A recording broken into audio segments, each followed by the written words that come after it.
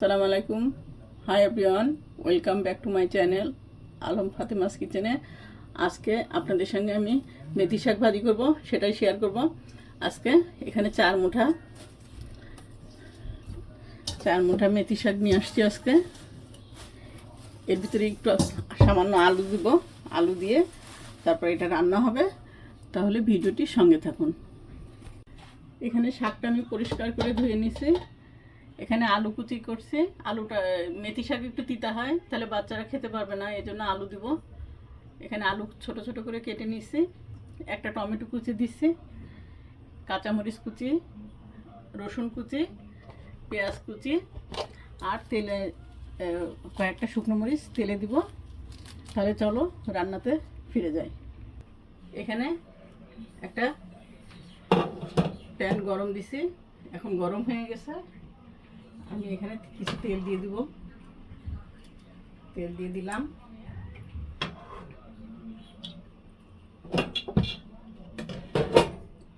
তেলটা গরম হোক। এখানে কিছু শুকনো মরিচ আমি ভেজে নেব।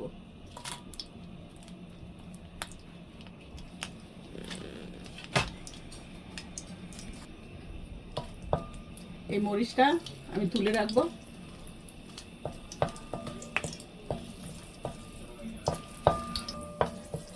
এই যে আর একটু লাল লাল হবে মরিচটা।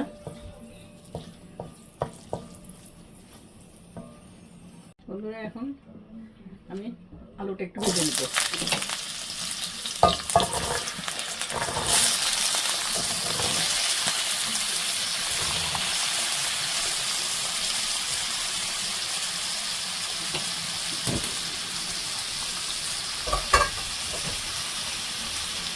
একটু লবণ দিব।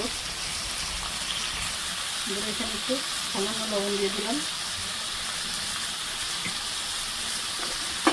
একটু হলুদ গুঁড়া দিব, দিয়ে দিলাম। হালকা ভেজে নেব আলুটা, কারণ শাক তো খুব সহজেই শাকটা গলে যাবে। মানে একদম কচি শাকগুলা, কাটা না। আলুটা একটু ভেজে নিলাম।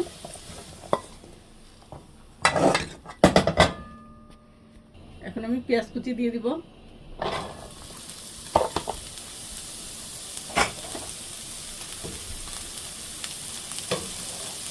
তেল দিয়ে দিব।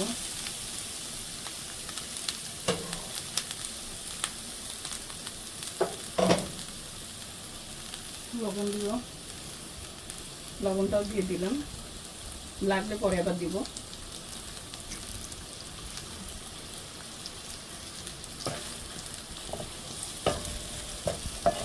পেঁয়াজটাকে সুন্দর লাল করে নেব। রসুন কুচিটা দিয়ে দিব।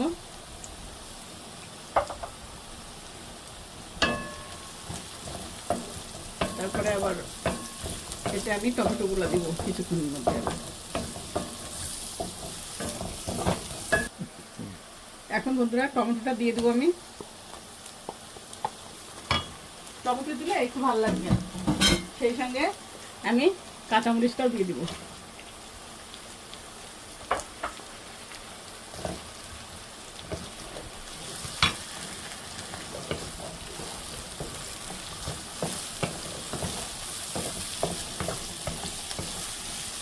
এটা একটু ভেজে নিব। এখন একটু আমি হলুদ গুঁড়ো দিয়ে দিলাম হালকা। আর লবণটা আবার আমি পরে চেক করব।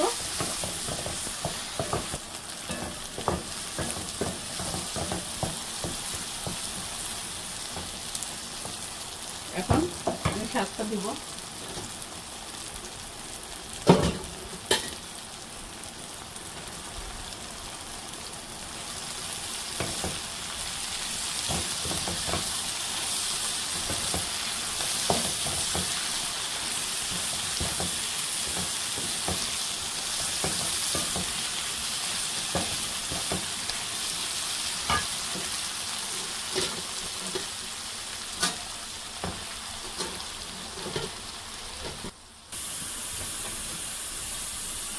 এখন বন্ধুরা শাকটা একটু ঢেকে দেবো কিছুক্ষণের জন্য। বন্ধুরা শাকে কত পানি বেরোইছে,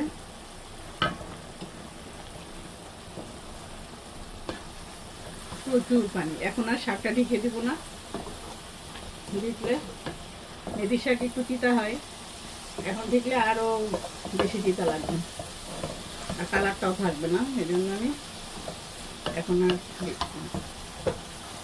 আর এখন আমি এখানে আলুটা দিয়ে দিব। এখন আমি এখানে আলুগুলা দিয়ে দিলাম।